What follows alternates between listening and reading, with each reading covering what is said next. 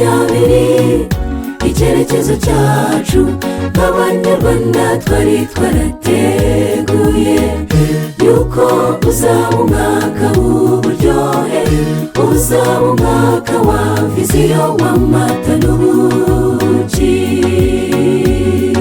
Ku itariki 21 z'ukwa gatatu hasohotse itangazo ry'ikubagahu.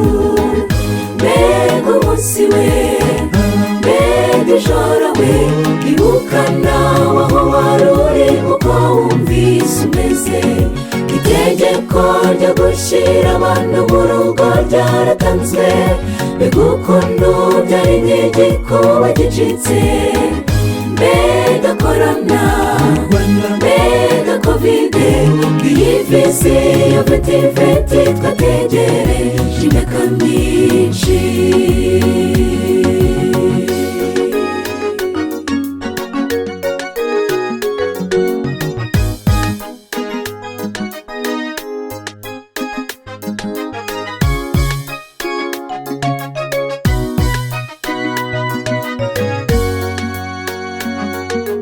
Iki cyorezo kovide kiratangaje cyane, gutinya indwara ituma za leta z'isi ariyo zishyizeho imbaraga zose kuruta ibindi bikorwa byose biratangaje.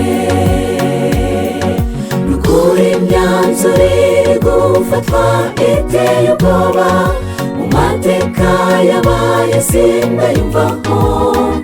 Mu ndwara zose zabaye ku isi ntabwo numvise imyanzuro imeze nk'ifatirwa kovide. Mbega ukuntu ubutunzi bw'abenshi buri guhomba, mbega ukuntu ubukene buri kwiyongera. Mbega ingaruka, mbega icyitwa kovide, bikwiye kutuzinura iby'isi tukagundira iby'ijuru.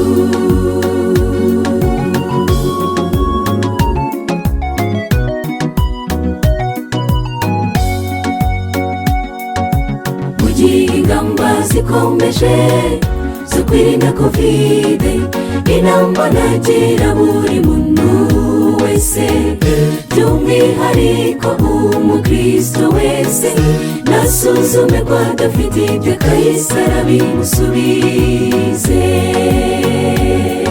Mbega ukuntu abakristo b'icyo gihe dukwiye kwirinda, tukitandukanya n'ibituragaza. Mbega ukuntu turi kujya mu bihe bidusaba kwitandukanya n'icyitwa umwenda cyose. Mbega ukuntu ubwoko bw'Imana bukwiriye kwirinda, ukitandukanya n'amadini yose. Mbega ukuntu ibihe tugezemo bidusaba kubana n'Imana umuntu atakundi. Mbega ukuntu dukwiriye kwiga cyane ubuhanuzi mu mbaraga ziruta cyane izo twagize.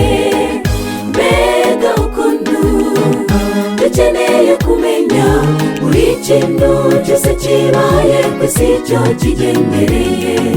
Ingaruka za kovide ndetse n'ibindi bibazo ntibizashira ahubwo biziyongera. Ariko nshuti bana b'Imana, bikwiye kutuzinura iby'isi tukagundira iby'ijuru.